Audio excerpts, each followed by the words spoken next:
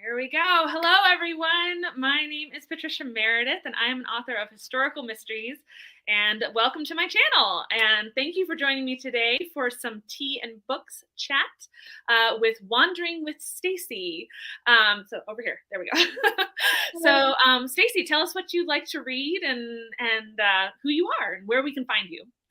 Well, I started my channel maybe about 2 years ago, mainly just reading Christian fiction, but I have started adding in more things outside the box recently. I've always loved mystery. Sherlock is my number one. I know you have a whole thing, why he's not the best, but I love Sherlock. I love Agatha Christie. I love historical mysteries. I love his history, historical fiction, all that kind of stuff. I am not a contemporary type of reader at all. I love the late 1800s, early 1900s time period. So that's perfect. What else? I used to be a huge horror fan. I used to be like really deep into, all the horror, big into Halloween, dressing up. I love dressing up.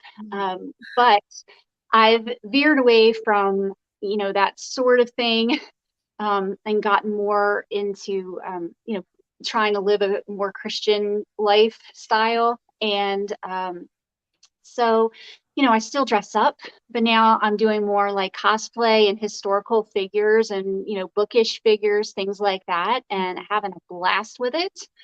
I love sewing. I'm sitting in my little sewing area. So here it is. There's my thread and my scissors and stuff. So I love making costumes. I guess that's about it. I'm a mom. I have two grown kids. They're 18 and 20. I'm married. Okay, Got awesome. lots of chickens. Yes, yeah, I've been loving your posts with your chickens and the cows, right? Oh yeah. Yes. Oh yeah. So are They're you my on a farm? neighbors. Yeah, we bought a property and we live in Virginia, but we bought a property in Tennessee. It's very run down, needs a ton of work, but it's beautiful land Mhm. and there's farms all around it. And our neighbor is using our land for the pastures for his cows. Okay. So when we go out there, I'm surrounded by cows that I don't have to take care of, which is Good. great. Yes. Yeah. Oh, cows are so sweet. They I love definitely them. got a lot of personality for for what you would be surprised by how much personality I think cows and then like we used to have sheep and I was always Oh, surprised by they actually have a personality. uh-huh. It seems a little dumb sometimes, but it's definitely there. So They're a lot of work. yeah, yeah, yeah. So, that's awesome. That's awesome. Well, and you said something about you used to read horror, and actually, so Hmm. my friend and I just read Dracula, and Oh, I had to stop reading it. I know you were like really excited. You're like, oh, good, you read Dracula. I had to stop reading it because I can't do children in peril. That's one of my like, nope, that's my line. oh. And so So Dracula, like the babies, the yeah, the baby, yeah. yeah. So as soon as that happened, I was doing great. I was about hour and a half in listening to it as an audiobook, and I was like, "Oh, this is great. This isn't scary at all." And then that happened, and I was like, "Nope, sorry, I'm out." Um, Yeah. but No, I understand. my friend and I had a great conversation, and he picked up on a lot of Christian themes in Dracula. Bram Stoker was a Christian. Okay, okay, Yeah. yeah, yeah. Yeah, So and I think he that's wrote it great. with a Christian viewpoint, good versus evil, and if you Right, do certain things, you're turning towards the darkness and away from the light, all that sort of thing. So, exactly. yeah. Yeah. So, and I think that you see that a lot in older horror because, like Jekyll and Hmm. Hyde, when we read that one too had a lot of themes in it. Hmm. It was very Christian, and it can be as simple as just seeing a straight black and white, good versus evil, good conquers Right, evil. That right. Yep. yeah, You can see it in the writing. Like you say that, your books aren't technically Christian fiction, but I can definitely tell, yeah. that there's a Christian viewpoint in your books, that's the leanings, that you're taking. And I really appreciate that. I love that. Excellent. Good, good. Well, and I'm trying to be like I tried to really hold it back a little bit in the first one because I wanted Hmm. to. I mean, my goal is honestly to not be considered Christian fiction because I want to reach non-Christians. Yeah, yeah. And so even though it's absolutely written from a Christian viewpoint, and so but I purposely chose a time period when people went to church, and so they could Right. have those conversations. It just happens naturally. Yeah. And I absolutely intend to have lots of, I mean, you've already seen it in book 2, Rosalind and Marion have some pretty deep conversations about faith.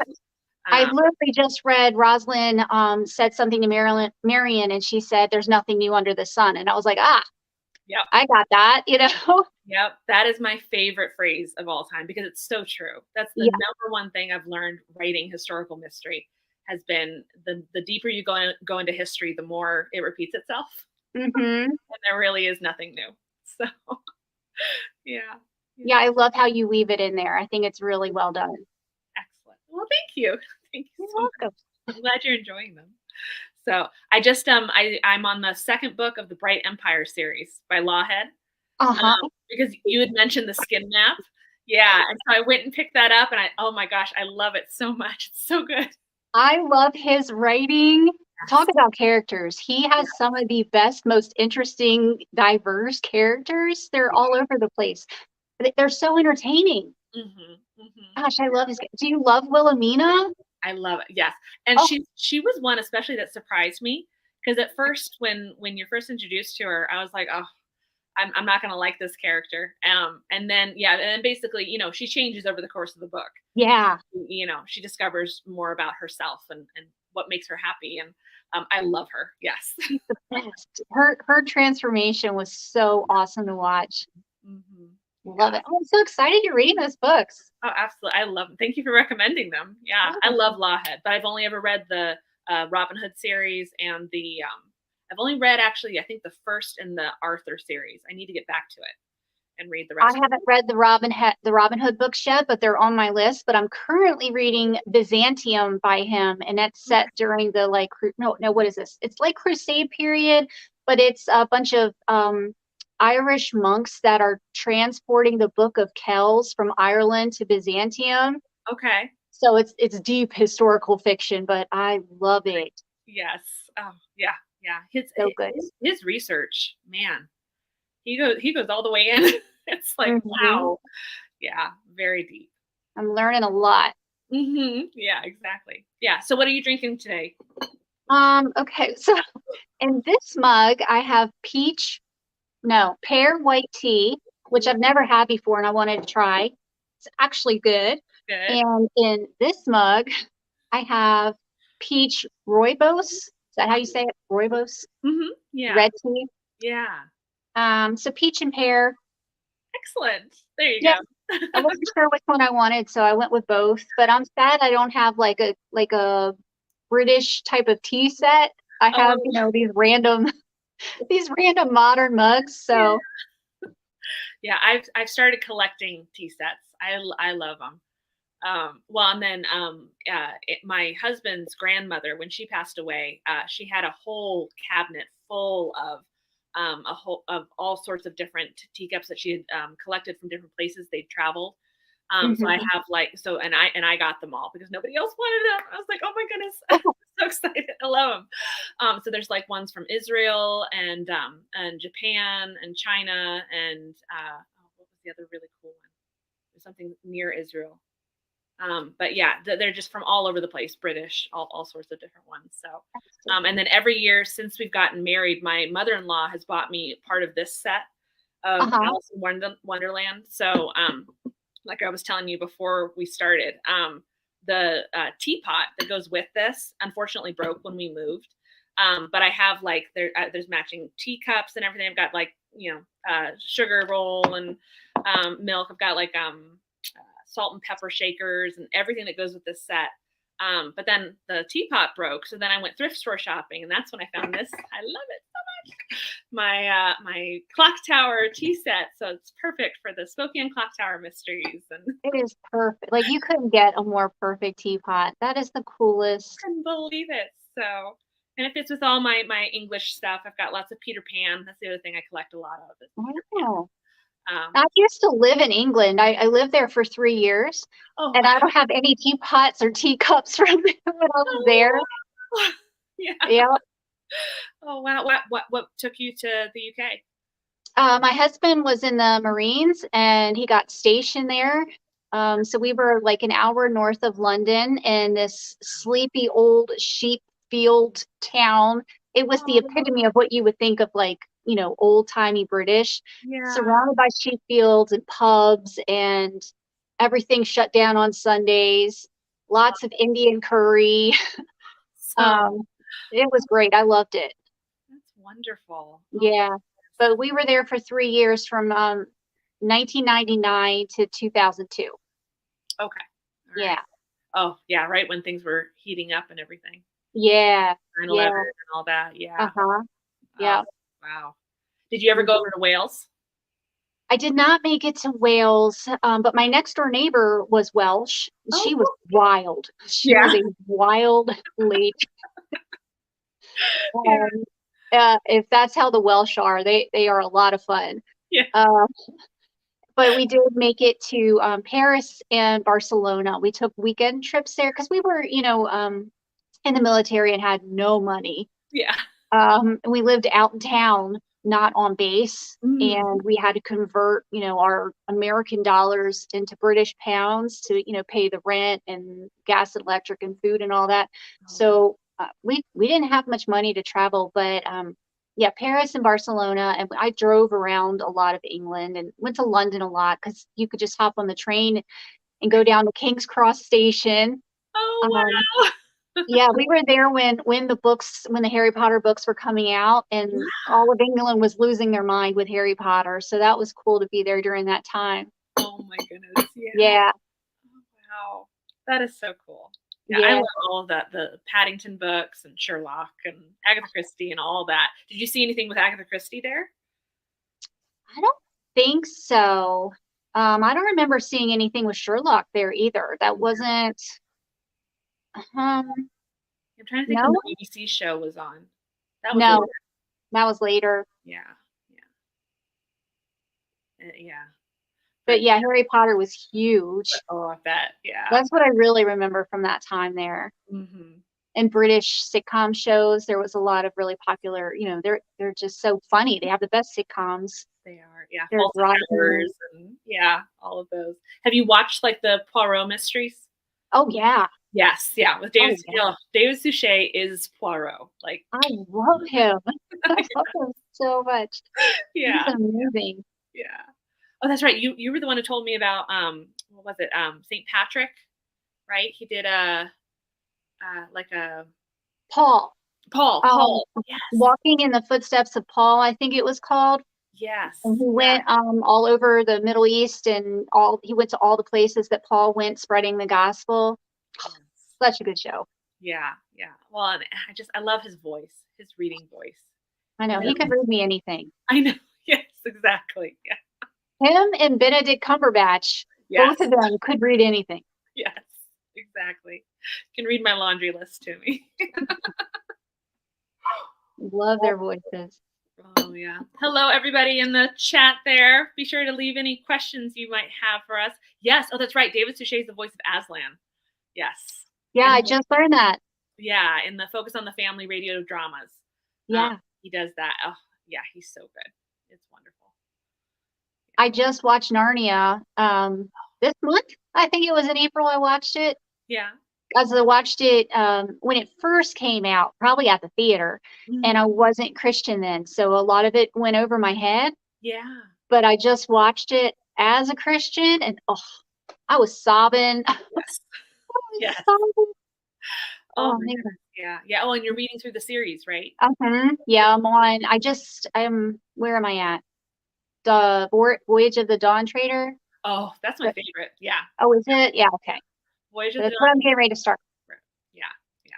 There's a whole thing with Eustace. I won't just but there's a whole thing with him that is it's gonna hit you really hard.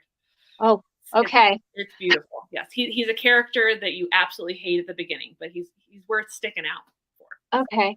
Yeah. Oh, I love that. I love when characters have big transformations. Yeah.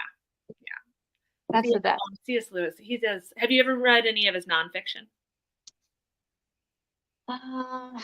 I've read the Screw Tape Letters, which is fiction, but I love that book. Yeah. And I read the Great Divorce. Was it the Great Divorce? I think it was The Great Divorce, and I didn't get it. I didn't it was over my head. That's a deep one. Well, Mere Christianity. That one's I a haven't read that one to get through. It's very hard to get through. It's really good, but it's one of those, like, every sentence you want to stop and think about. Uh-huh. It's just so deep. And it's one of those, it's one that I think he wrote that one pretty soon after his conversion, after he became a Christian. So Okay. it's a lot of him unpacking why he believes what he believes, which is always just so Oh, fun. So I own it, but I haven't read it. it's really good, but give yourself time. Give Okay. it, because it's one of those, like, I read it in college and it's just like, oh my goodness, there's so much here. But it's worth reading and rereading. Yeah, it's a good one. So Okay. Yeah, the Narnia ones are amazing. I love the Screw Tape Letters. yeah, I want to reread that one too. yeah, I'm sure I missed a lot. yeah. Screw Tape Letters is another one that it will hit you differently if you're a Christian. Yeah, really unpacking all of the spiritual warfare, that whole side of things. So, yeah. Well, and when I was a teenager, there was one that came out that was basically the Screw Tape Letters, but they had rewritten it for teenagers this would have been the 90s, and I remember reading it, and that one really hit me too. But it was very similar, but it was more pulling out, so retelling some of the things that he goes into in Screw Tape Letters, but tying it into at a teenage level. Okay. When you're really questioning everything and Right. and searching for truth with a capital T. Right. It was really good. Speaking of which, I know you saw Jesus Revolution, right? I did. Yes. Did you watch it? So good. So good. Speaking Again, of, I cried through the whole movie. yeah. I was crying the whole movie. It was so good. It was so timely. I feel like it's a great one for people to watch right now. Yes. It's very pertinent. So I don't know how anyone could watch it and not, like, become Christian right then and there. Like, yeah. What more do you need? Like, so good. Exactly. So I took my my 18-year-old son with me to see it, and he said that he felt like it was a very convicting movie. So that's great praise from an 18-year-old boy. Yes. Yeah. Oh my goodness. That was good. Yeah, I took him to see the Left Behind movie also a few months ago, the newer one by Kevin Sorbo. Yeah, I haven't seen that one yet. I didn't like it. Not good. Yeah. The quality of it felt very much like some college kids did it, and it was very jumpy and disjointed, and I didn't like it. But the Jesus Revolution just blew me away. Yes. Might be my favorite movie. It was just so well done. Well, exactly. It didn't feel like it was done inadequately. It was like The Chosen, right? Yeah. Every time I watch The Chosen, I'm just blown away by the quality of the acting and the screenwriting and the filming. Like, it just, right. It doesn't, I hate to say it, but it doesn't feel like your average Christian movie. No, that's exactly right. Yeah. Like, they're stepping it up, and I'm so excited for that. Exactly. Because I think it's draw the younger people in. Exactly. Right. Yeah. They need good movies right now. Yeah. There's so much out there right now.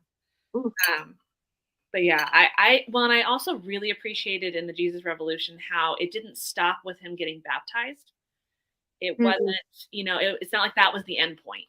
Right? Because there's so much that happens afterwards. And they went into that. All the hard things that happen afterwards. When you get saved, that's great, but there's still life afterwards. Yeah. And it's hard. It's, telling the people in your life and okay, I'm different, and they don't want to believe it. And, a lot of, that whole testimony journey. It was just, I thought they handled that really well. It was so real. And I loved that they showed Lonnie, was that his name? That they showed him not perfect. They showed him, starting to break down and, lose his humility. And I love that because it was so human. That's what happens to people. We rise, we fall, it just made him more real. Exactly. He wasn't a perfect person. And none of us are. So that's why it was so nice to see that. Yeah. It made them more relatable. You know, when it showed the ugly parts, it made them more relatable. Yeah. And it made it feel like, oh, well, you know, if these people who have ugly parts can, you know, be saved and, you know, follow Christ, so can I. Exactly. You know, so I just loved it. Yeah. They did so good. And Kelsey Grammer. Oh, yeah. Have you seen any interviews with him talking about it? It's so touching to hear him talk about what it was like to film that. And I didn't even know he was a Christian before this. Yeah. So and that's just, and that makes me happy too, to hear so many more celebrities like coming out and revealing, you know, yes, I am a Christian, and you know, and being very strong with that. It encourages me, and I think others like, you know, and like yourself, right? You know, to be vocal about our faith. Right. Yeah. It's awesome. Have you seen The Chosen? Got a couple of people. I've seen the first season of it. Okay. I need to continue on with it. It was so, I was watching it. So I'm a baby Christian, right? So I just became a Christian in 2020. So 3 years now. It's been 3 years. Oh, that's wonderful. So I just became a Christian, and I was reading the Bible and watching the first season of The Chosen, and it was just a lot. I was taking in a lot, feelings, and all the ick stuff was coming out, and you know, all the things. And so I thought, okay, I need to take a break from this because I'm starting to just be weepy all the time, just crying all the time. You know, tears of joy, tears of sorrow, like all the tears, right? Yeah. So I took a break from it, but I really need to get back into, I need to just start back over from season 1 again. But I remember every episode made me cry. Oh, absolutely. Every episode. Absolutely. Yeah, I'm the same way. And I was raised in a Christian household, so you know, but I still have like a moment when I committed myself personally, right, to Christ. Right. And that was when I was 15. But I still, every episode of The Chosen gets me.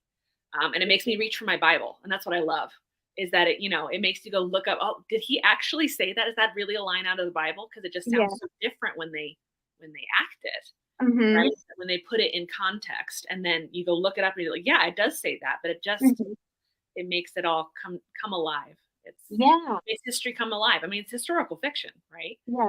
So and they're just doing such a good job with it. And that's another, you know, ministry that I keep praying for, because they're going to be, you know, there's so many you know, Dallas, you know, speaking of Jesus Revolution and leaders who fall, right? I pray for Dallas constantly.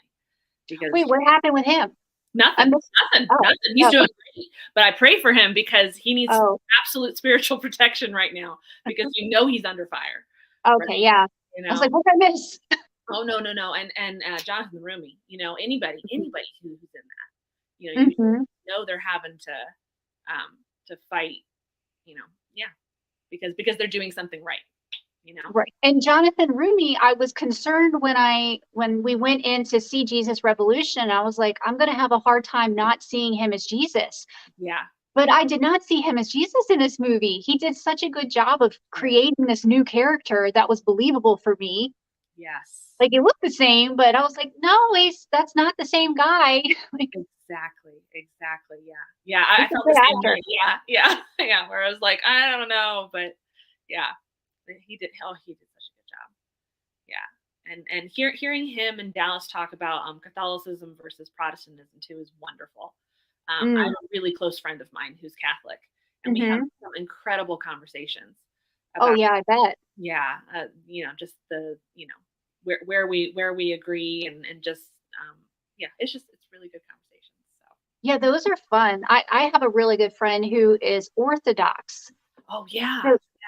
So that's another, you know, denomination that is so different and so interesting. And, you know, she'll talk about things and I'm like, wait, you do what? Wait, what? You know, and then we kind of pick each other's brains, and it's just so fascinating learning all of that. Exactly. Yeah. And where we're the same and where we're not the same. And right. Yeah. And where it doesn't matter. Right. Right. Yeah. Where it's okay to differ on this thing, but Jesus is Lord. you know, Right. and coming back to that. So yeah. I Um, just love learning. I know. Yeah, exactly. I think that's why historical fiction is so wonderful, right? Is you learn so much. The historical fiction books that I read where I learn the most, those are my favorite. Hmm. I'm normally very character driven. I normally, I'll remember books based off of the characters that were in it that I associated with or that I really liked. But with historical fiction, it comes down to what I learned, what I got out of it, Hmm. Hmm. the facts. I don't know. Yeah, yeah. I mean, that's But the best part, right? Is flipping to the back and seeing what was real. I do. I go down rabbit holes like crazy. I'll learn something in a book and then I spend the next 5 hours, on the computer looking up Right, all the things. right. Yeah, I, I yeah. love it. I was looking up, Spokane and Tacoma, and Oh you'll yeah. throw out these little facts about Washington State, and I'm from the East Coast. I've never been to the West Coast. Hmm. Hmm. And so, you throw out these little historical facts. I'm like, wait, did that really happen? Like you were just talking about the second book, the trolley like Yeah. crashed and I was Yes. like, wait, did that really happen? In Tacoma. Yeah, yeah. And I actually got that from my editor. My editor is born and raised from Tacoma. And Okay. he was editing like the very first version. So the first draft, he's my alpha reader. So he reads it from the moment I say, okay, I think I'm done.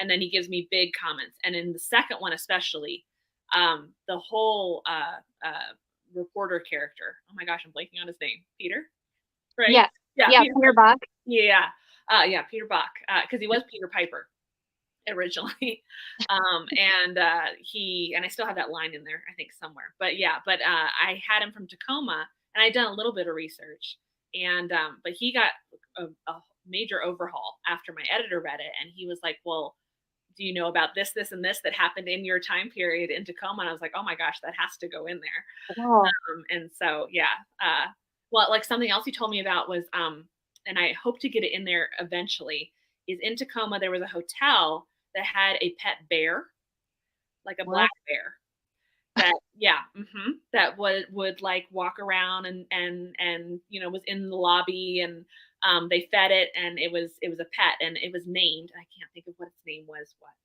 now, but if you look up the Tacoma hotel bear, you'll That's see wild. his whole story. Yeah. And I'm like, oh, that has to be, I'm going to put that in there somewhere.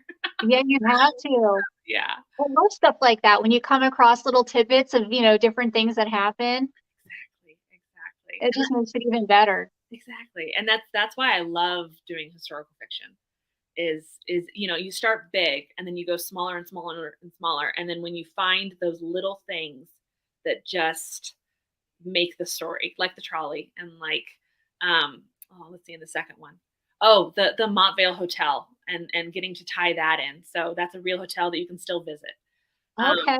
so getting to use that hotel and I've got pictures of it on my website and stuff, and I was able to find exactly the room that I want them to be in and what it looks like, and I love that so many of the places in my books you can actually still go to.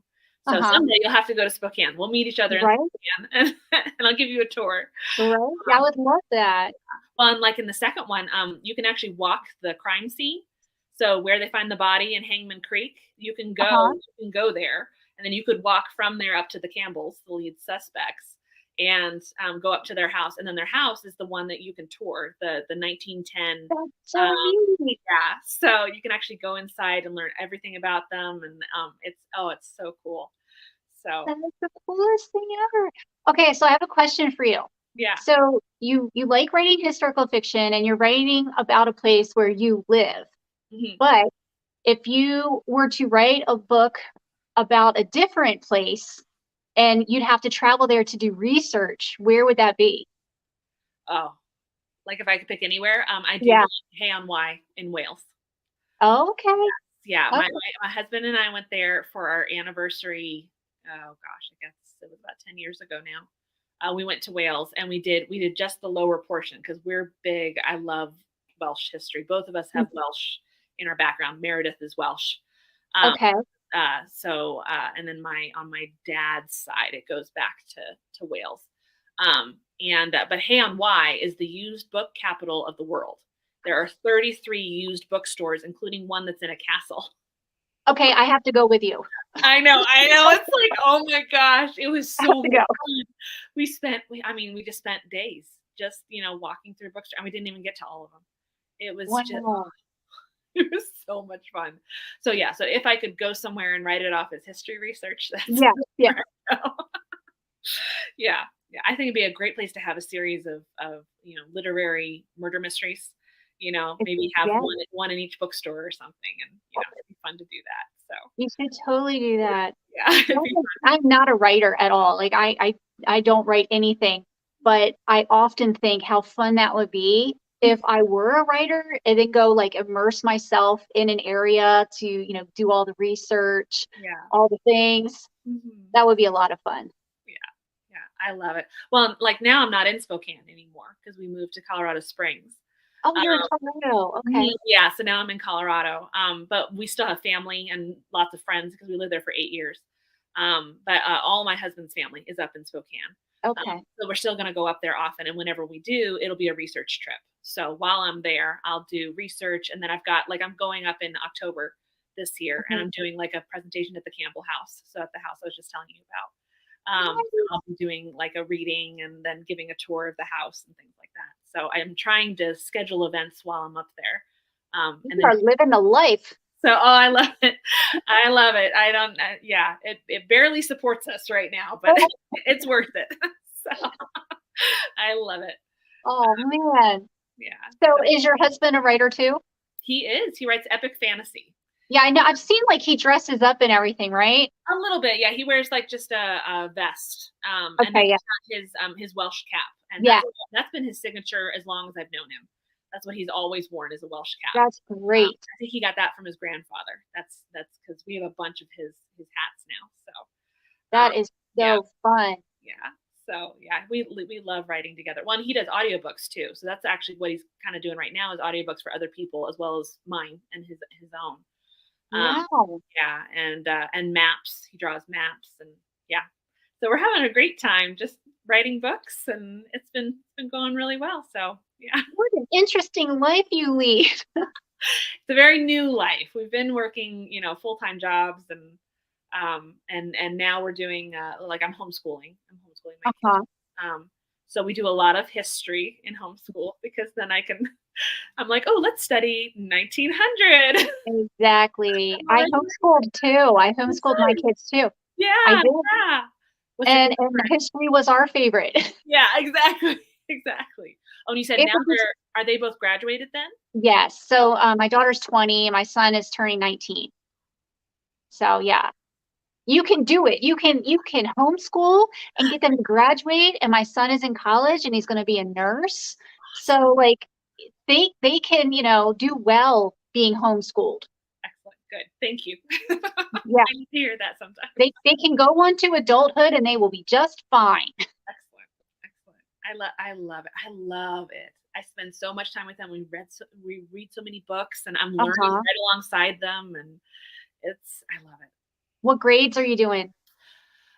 So I've got a 7-year-old, and so she's kind of second grade, I guess, right now. Like we're finishing, kind of coming to the end of the year. So it's she's like second, third grade, and then I've got a 9 going on 10. And so he's third, fourth.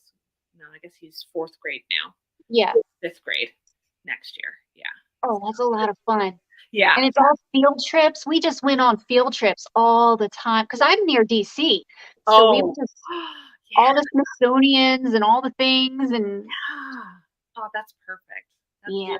That's actually part of why we moved here, is because Spokane unfortunately doesn't have like a zoo or a lot of museums. There's the one museum, which is where I did all my research. But we moved to Colorado Springs because my family's here, and then there's museums everywhere, and Denver's only half an hour away. And so there's museums, there's a zoo, and there's so like right now my kids and my husband are at the Space Foundation Museum. So they go there and learn about NASA and being astronauts, and they're just loving it. So That's the best way to learn. All that hands-on stuff. yeah. I wish I could have done that. I wish I had been homeschooled. I know. Yeah.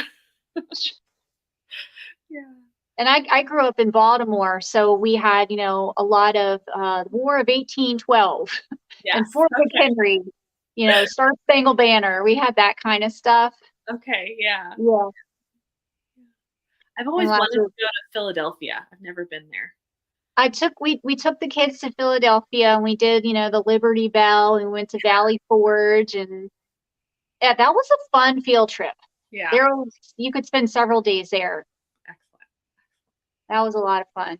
Excellent. Yeah. That might have been one of my favorites. Yeah. Also Jamestown, Oh, um, yeah. Williamsburg, Mm-hmm. stuff Mm-hmm. like that. We have a lot of early American history on the East Coast. So Mhm. Right. Yeah. That's what's so wonderful out there. It all goes the back so presidents. far. Yeah. Well, and I've seen you do some costuming, right? For I Mhm. think I saw like a Revolutionary War era, right? You had like a Did I? uniform. It's possible. Yeah, it's been a while ago. What are you working on now? I guess.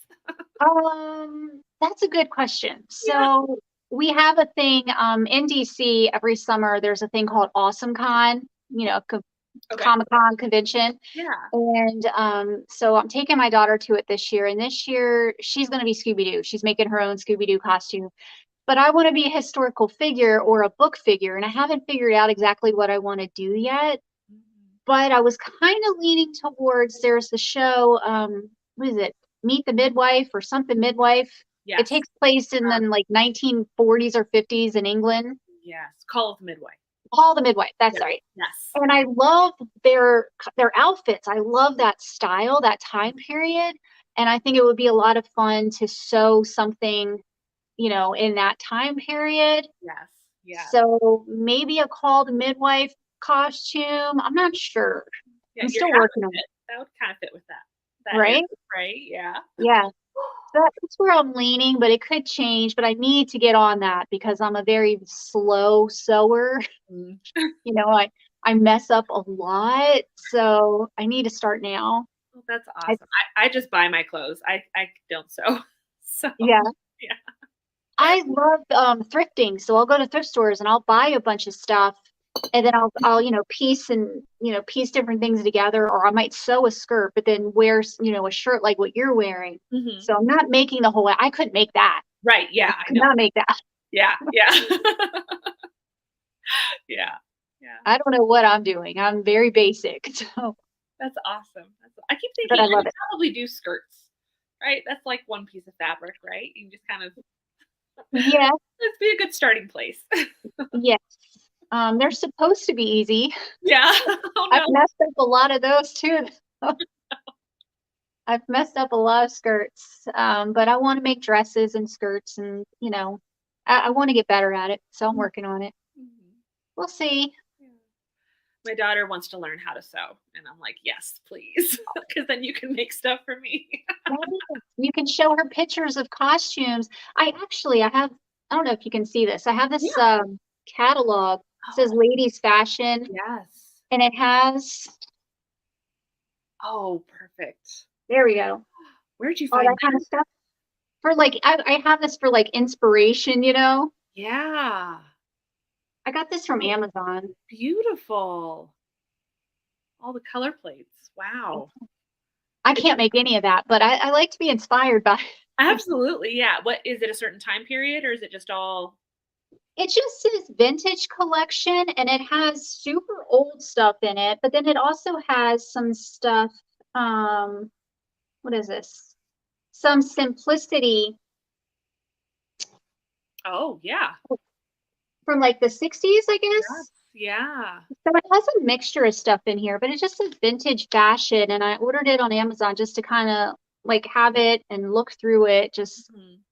I don't know. It's a I might beautiful cut it up and make like a board, oh, like an yeah. inspiration board. Yeah. Oh, that'd be good. Yeah, because it looked like it was single-sided.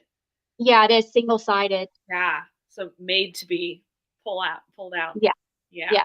Yeah. Go to the dollar store and just get a bunch of 8 by 10 frames and Mm-hmm. ooh, yeah. Mm-hmm. Oh, that'd be Actually, you can't really see it.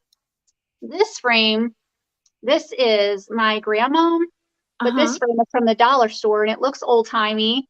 And Does. her picture is, black and white. So I thought that looked cute Mm, together, but I'm as yeah. cheap as they come. Everything I have is thrifted. Yes, exactly. Well, that's where all the best stuff is. All the antique things, and yeah, you never know what you're gonna find. It's I treasure hunt. love finding the little treasures, it's stuff you didn't even know you wanted. And you see it and Right. you're like, I've always wanted this, but I didn't know it. Right, right. Where has this been my whole life? Yes, exactly. What's your favorite find that you've ever Oh boy. Favorite thrift store find. That's, it might be, well, one of my favorite things. This is a vintage turkey puzzle. It's a wild turkey puzzle that me and my daughter found last year for like $1, and it's missing two pieces, but we put it together and I framed it and hung it up because I love it so much. It's just Yeah, stupid. I don't, it's just a turkey, but I had to have it. that's awesome. And then you guys got to put it together, together. So, Yeah, yeah. yeah. We're constantly, me and my daughter have very similar kind of weird taste. We'll see something and be like, do we love this? I think we love this, Yeah. but it's kind of weird. Oh, that's so good. That's wonderful. And then what does your husband do? He has the most boring job ever. He deals with technology and the Okay. cloud storage, but with the military. Oh, okay. So his company will sell a specific type of technology to different military, um, like different departments of military. Mhm. Mhm. So he travels a lot though for that. He'll have to go to like different bases. He Yeah. never goes anywhere cool. It's always, middle of nowhere. Yeah. But yeah, he has a very boring techie job, Yeah. Yeah. not creative at all. Then do you work full time? No, No? no, I do this. Read. Nice. Nice. Well, what are you reading right now that you're enjoying? I'm finishing your book. Oh, excellent. Here's a plug for you. Hey, thank you. I'm finishing your book, and I am reading. It's a YA fantasy book called Vivid. It's supposed to be a Christian book, but I haven't seen any faith content in it at all, so I'm not sure about that. But it's for every month, a bunch of us, Christian booktubers, we all kind of pick one book to read together. Hmm. And anybody can read it. It's open for anybody, and we don't have like meetings about it. We just kind of choose a book, Yeah. and that is the book for this month. Okay. But I don't love it. Um, Yeah. the kids in the book, the teenagers in the book are the same ages as my kids, Oh. and there's like romance, and I'm like, ugh. Yeah. Ugh, these are stupid kids, icky. Ugh. So young. Oh. Yeah, I don't know. Yeah. I'm too old for this. Well, and but Lawhead, I mean, is always wonderful. I'm trying to think what else I'm reading. But I already mentioned that one. I'm on the wait list for the Wonderland Trials by Sarah Mhm, Nella. mhm. That one's really good. Did you read that one? I haven't, but I actually know her. Oh, do you really? Oh my Yeah, goodness. Yeah. yeah. Well, we met. She was a booktuber years ago. Before she wrote a book, she was a booktuber, and she was in the process of writing her first book. Okay. And I ended up, I'm not even sure how I ended up there, but there was a group of booktubers that all got together on like a Twitter messenger board type of thing. Okay. And we were both in the same group, Mhm. and we chatted back and forth in that group, and then we followed each other on Facebook. So we talked and stuff years ago, and I gotta say, she is the sweetest, most genuine, cutest thing ever. Yeah. She is just the nicest person. Oh, good.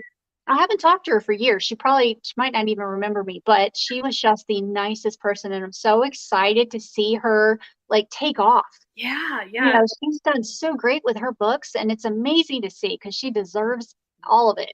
Oh, good. That's good to Yeah. know. Yeah, I've heard a lot of really good things about. I think she's got 2 out now, 2 or 3 out. Oh, she has there was a whole series that she wrote.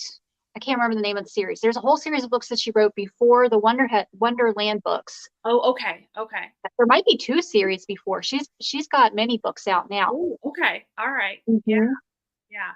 I'm very excited to read the Wonderland ones. I love Alice in Wonderland, and I love Obviously. the Looking Glass Wars. Did you ever read Uh-huh. that series by Frank Bedore? Oh no. Glass That's a Wars. that's not a Alice in Wonderland type of cover. I would not It's think. not. It's fantasy Alice in Wonderland. Like it's really good. It's basically like if Alice in Wonderland was real, and Uh-huh. then she's from a fantasy world, and then she accidentally gets brought into the real world and is adopted by the Liddells, Uh-huh. and inspires the writing of Oh. Alice in Wonderland. But she's very mad at him because he makes it sound like it's a kid's book that he made up, but it's not. It's Oh. based on her real life. And then she has to go back, and then there's 3 books. It's all about her going back and conquering her kingdom and taking That's neat. back from the Red Queen.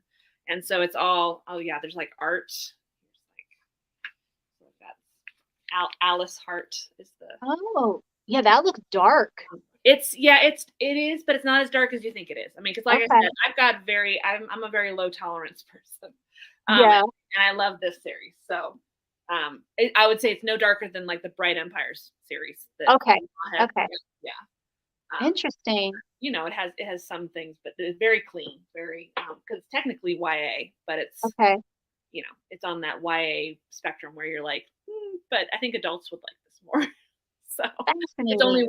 YA because the main character starts young, right? And Okay. then she grows up through the series. So I've never read the Alice in Wonderland book.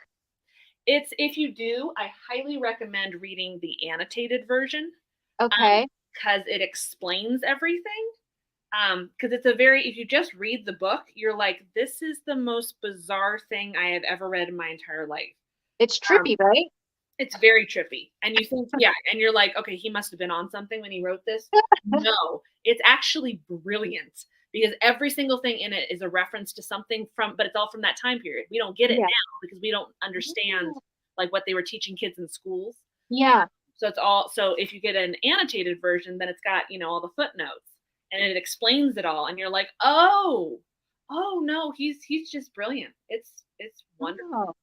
See, Um, that's those rabbit holes I like to go down, huh? yes.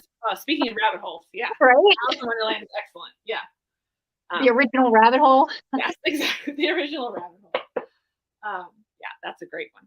So That's neat. Yeah. No, I saw the Disney cartoon, but I haven't read the book. trippy. Yeah, yeah. Well, and then the newer one with all about the Mad Hatter and all of that. Oh yeah, the Johnny Depp one. Yeah, that one was really bizarre. Yeah. But I'm not a fan of like I don't really care for Roald Dahl or Uh-huh. that kind of stuff. I don't like the Yeah. darker, twisted kind of things like that. Yeah. But yeah, Fascinating. the original Alice in Wonderland is pretty good. So yeah, That's neat. Yeah. I need to read it one day. There's so many classics I need to read. well, I love classics, but what's your favorite classic? Dracula's high up there. Yeah. Dracula's high up there. I loved Fahrenheit 451. I thought it was really neat. Yeah. I love Rebecca. Yeah. I love Daphne du Maurier. Her writing is amazing. Yes. Yeah. Let's see. What's older? Well, Anne of Green Gables. You said you like that one, right? I do like that one, but I don't think I'm as big a fan as a lot of other people. Okay. Yeah, I love it. But people love Anne. Yes. I love Nathaniel Hawthorne. I read The House of Seven Gables last year. Yes. Loved it. Yeah. Loved it. Yeah. I'm not a Jane Austen fan. Yeah, me neither. Which is bizarre for a book person, but yeah. Have you ever read Northanger Abbey? I have, and I had to quit it at like 60%. Oh, really? I That was couldn't. that was the only one I actually kind of liked of Austen's. No, she does this thing where her characters will start having a conversation, and the conversation will be the most mundane thing in the world, and it will last for like 50 pages. So in Avenue, there's a conversation between the main character and a friend of hers, and they're in a carriage, and they're having a discussion on whether they should go for a walk the next day. Yes. You know, like, do you think the weather is going to be good for us to go on this walk? And where should we walk? And who should we bump into? And what should we say when we see so and so? And it was maddening. Yes. Yeah. I was like, please stop. Right. Right. I can't. And then it was the same. And I read Emma. I've read most of her books. And in Emma, there was a whole conversation on what we should cook for lunch the next day and what type of ham should we make, you know? Yes. And it's very long. Right. I'm like, this could have been 2 sentences. Right. Yeah.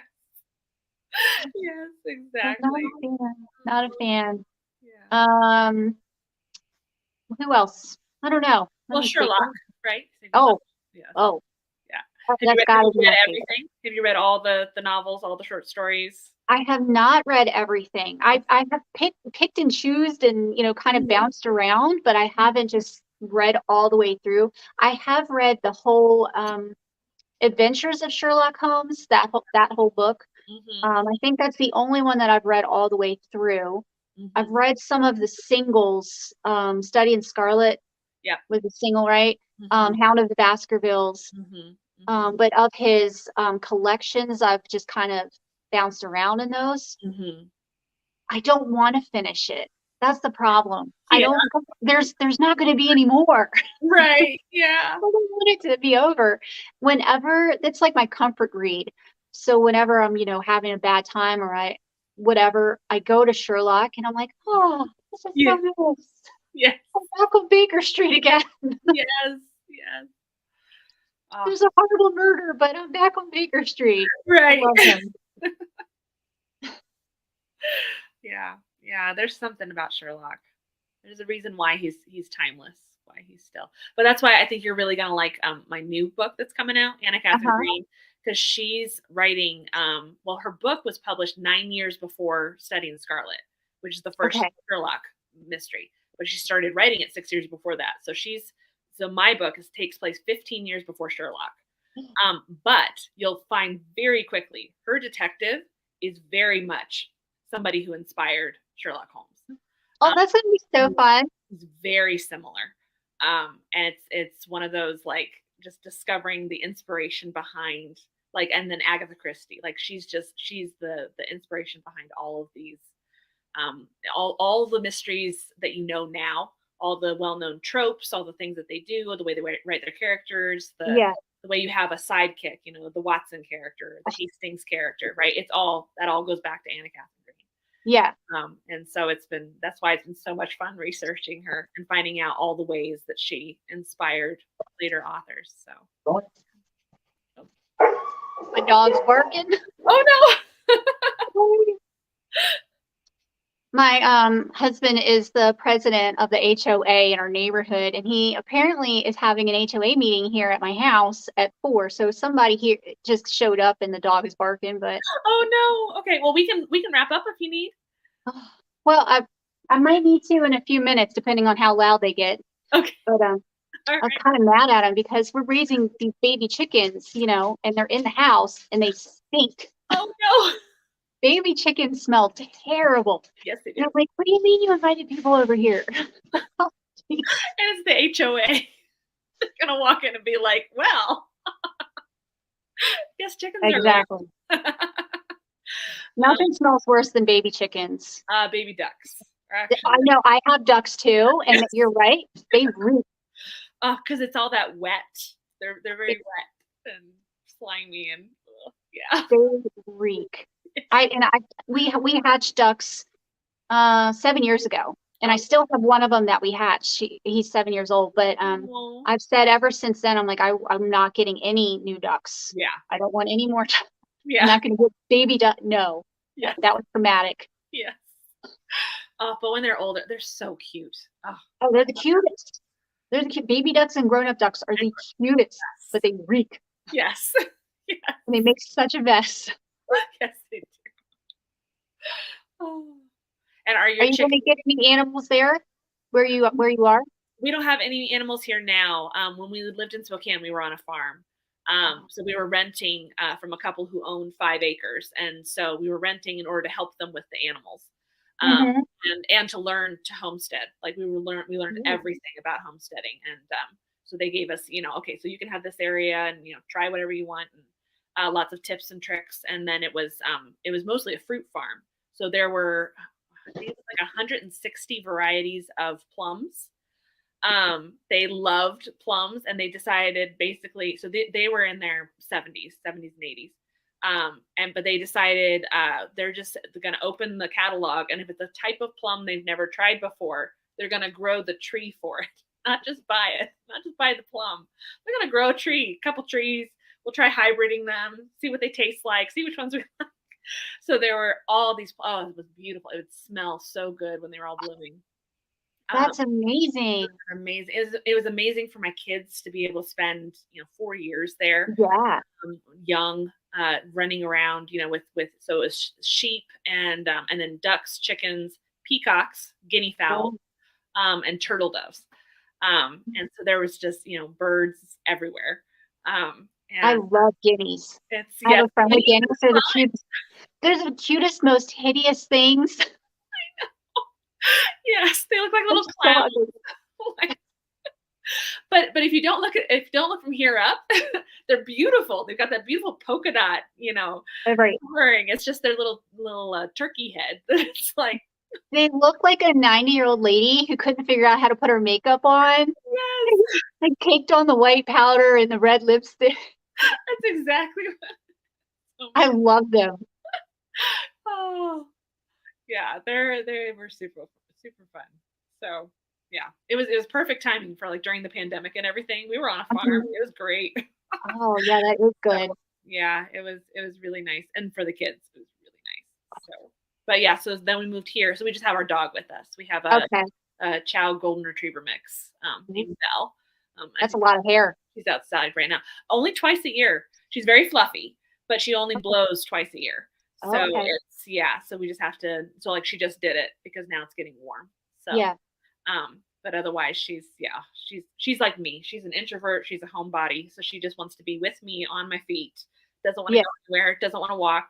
She's perfectly fine just being outside and then inside with me. So.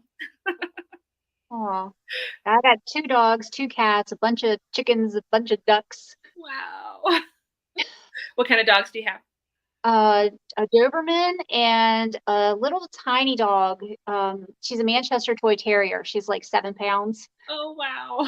Yeah, so I got a really big. Oh, that's awesome. Mm-hmm. Yep. And they're both old and annoying. Yeah. They can't hear you when you're, trying to yell at them. Yeah. Oh. Yeah, I miss having our animals around, but Belle is good. Belle keeps all the squirrels away, so that's good. Yeah. Those squirrels are nuts. We have bird feeders all around the house, and it's a constant battle with those squirrels. Oh, I bet. Yeah, they're menaces. Oh my God. I see people feeding them around here, and I'm like, that's why. I'm praying our garden actually works this year. We'll see. This is our first time growing in Colorado, and everybody warns us it's super hard. So yeah, it's very dry, right? It's very dry. Yeah. So it's all about raised beds, about building up your soil separately from the natural soil. Okay. So, yeah. So we've been learning lots of tips and tricks from people around here and from the garden center and things like that. So we'll see what happens. We'll just see what happens this year, and then we'll learn and try again next year. So. My sister-in-law, her husband was stationed in Colorado Springs for a while, and they were from East Coast, and they moved out there, and she said it was so dry and so brown, and if you're not, watering your lawn every day, it turns brown. Yeah. And here it's very green. Right. Yeah. All the time. So she would, get off the plane to visit here and be like, oh, it's so green. Everything's green. Yes. Yeah. Yeah. Here you don't even have a lawn. Usually you switch it out for landscaping with like rocks and stuff like that. Okay. It's all very deserty. Also because, water costs a ton out here. So Wow. yeah, That's wild. In my mind, Colorado's all forest, all green. well, exactly. Yeah. That's what we can see from here is all the mountains. I mean, that's why we're here, for the mountains. You go hiking. And the dryness is really nice. And because everybody talks about the snow, but it's actually like, at least in Colorado Springs, it dumps and then it melts very, very quickly. Okay. And it's mostly blue skies. I mean, right now we've got gorgeous blue skies, which wasn't what it was like in Washington. Even though we were on the east side of the state, it's just as dreary as Seattle. It's just constantly overcast. I would get, seasonal depression every year. Yeah. This year it was completely different. January 3rd, we went hiking because it was 70 degrees outside in the sun. Wow. It was like, oh my gosh, nobody talks about this in Colorado. This is nice. That is awesome. Turn people away with all the, it's dry. The snow is terrible. But yeah, I love it. I like snow, so that wouldn't bother me. It's very humid here, though, like very humid. Yeah. It's hard to breathe. Right. I don't like the humidity. Yeah. Yeah. My grandmother's in Lexington. So like Kentucky? Stonewall Jackson and all that area. So of Virginia. Oh, okay. Like western. It's further west. Yes. Yeah. Okay. So it's like it's probably 2 hours from DC. Yeah. Okay. Yeah. That's a nice area. It is. It's beautiful. And it's green like that. Yeah, very. And lots of history. So it's fun. Isn't it like a military academy out there? Yes. Yeah. Virginia Military Institute. Yeah. That.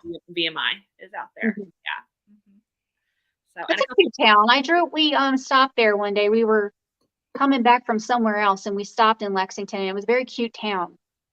It is. Lots of stepping back in time. Exactly. Yeah. Yeah. Lots of, you go downtown and you can walk by all these old buildings. And, they do a lot of filming there because the buildings are very historical. So it's a beautiful place to walk around. So you've made it over here to the East Coast then? Oh yes. Yeah. Well, my parents were military. They were Army. Okay. And so I moved, every year and a half of my life until I was 9. And then we lived in Ohio, and then we moved to Colorado. And then I went to college in Washington State, and that's how I met my husband and ended up in Spokane. And then now we're back in Colorado. So yeah. All over. Full circle. So yeah. I've just been on the East Coast and that stint in England and then back to the East Coast again. So I've never even been to California. Yeah. No. Yeah, California is not. But you should come to Washington sometime. It's fun. I definitely do need to travel more. Yeah. Well, in Colorado is there's a lot of history here too. There's all the Wyatt Earp and Doc Holliday and all Wild Wild West. It's really fun. So maybe eventually I'll have to write a series here because there's so much story potential here as well. So where does your new book that's coming out, where does that take place? In New York City. Okay. She lived in New York City most of her life, and then up in Buffalo, New York. So it's okay. So 1872 New York City. So I love that time period in that place. But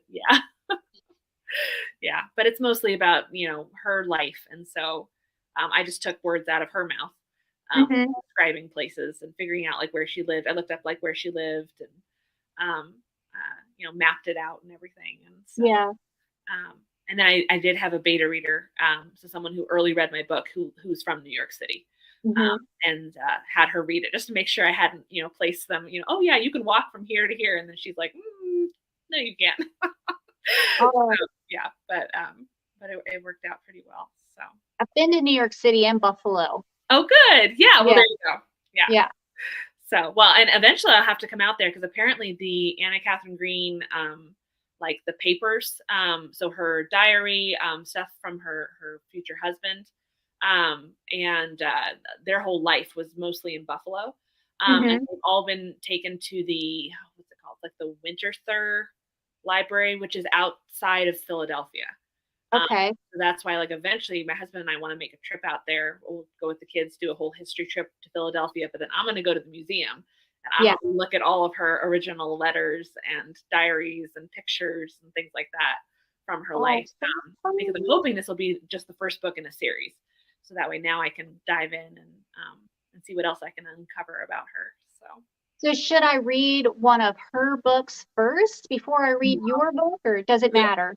Hopefully you'll read my book and run out and get the Leavenworth Case, which is the one it's Oh, mostly about, is her debut novel, okay. which my husband is recording. So we're gonna release my book and then also the Leavenworth Case because it's public domain. So he read it, and then we'll release a version of it that I have edited, and I'm writing an introduction for it and everything.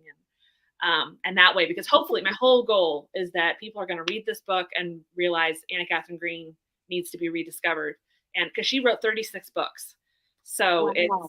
and nobody's ever read them. But she goes on to write one of the first amateur spinster sleuths. So the inspiration for Miss Marple. She writes one of the first girl detectives. So Uh-huh. the inspiration for Nancy Drew. And just like, so it all goes back to Anna Katharine Green over and over again. And it's just like, and reading her books, they're really good. She was an Agatha Christie of her day. That's basically Yeah. what it was. I'm So excited to get into those. yeah, I'm excited to share her with everybody. She's been my little secret project for a while. For about So, 4 years, actually. I realized it was 2019 when I wrote the first draft of it. So it's been 4 years of research and wow. yeah, and rewriting and editing and everything. But it's finally time. So She would be excited that, somebody's putting all of this time and effort into her life and her stories. I That's hope really cool. so. Well, and she has no remaining living relatives, so Wow. it's just me out there, So and a you've lot of adopted people. her. You can find her on like Wikipedia and stuff like that. You'll find little things out there. A lot of Yeah. like mystery magazines will suddenly have a brief article, but it's usually the same information repeated over and over again. So I'm really excited to show off some of the new stuff that I uncovered. So yeah, Oh, it'll be fun. I'm excited for that. So yeah. Got lots to keep me busy. Yes, yes. I will keep you reading. I hope. So, yeah, let's see. Is there anything else you wanted to talk about? Um, I don't know. Do you want to do this again sometime in the future? Absolutely. Have a Absolutely. tea date? Yes, absolutely. Yeah, I love drinking tea and talking about books. So, absolutely, yeah. So thank you for joining me today, and thank you to everybody who was in the live chat, leaving comments and everything. I'll definitely go through those and look at that later. Um, I just wanted to focus on tea now. Oh yeah, like somebody mentioned, like Summersby. The movie Summersby was filmed in Lexington. I always forget that. Oh, okay. Yeah. You would think I would know more about this area. Yeah. So, it's yeah, it's another place I could probably set a novel. Oh, is do Lexington or Pencil. I have my other grandparents are in Pennsylvania. I do have a series there actually that I'm working on. It's a cozy mystery series, and it's basically it's all women who are similar to different birds. So there's like the peacock character who raises peacocks, and then there's like so oh, the main two are Goose and Penny, and Goose is Mother Goose, and she raises geese, Nick and Nora. So if you've read the Thin Man series, that's Nick and Nora. And then shoot. her sister, who suffers from anxiety, has a comfort chicken, and it's a silver laced cochin. If you've ever Oh, seen those, they're so fluffy and sweet. uh-huh. They're what we had on the farm. So each one is like represented by a different bird, and then cozy murder mystery ensues. So that's And when does this come out? I know that's what I'm working on. I've written the first one, but I want to do the first like three of them and release them all at once. So Oh, okay. Because I love birds. I know I was gonna say I might go ahead and send you that one actually, with your opinion on it before I work on the next one. Because you'll probably read it and be like, oh, I have so many ideas for you. Let me tell you about what my ducks did the other day. You have to put this in there. So, yeah. So That would be so cool. yeah, it's so much fun. I have so many ideas. but I got to get them done one at a time and raise kids at the same time. Get to work. I know. I know. What are you doing talking to me? I know. So on that note, we'll go ahead and sign off. Yeah, thank you for joining me today, Stacy. Thanks for inviting me. This was great. Absolutely. And we'll definitely do it again. Okay. So, all right, let's wave and we'll say goodbye to everybody and I'll sign off. Bye. Bye. Thank you for joining.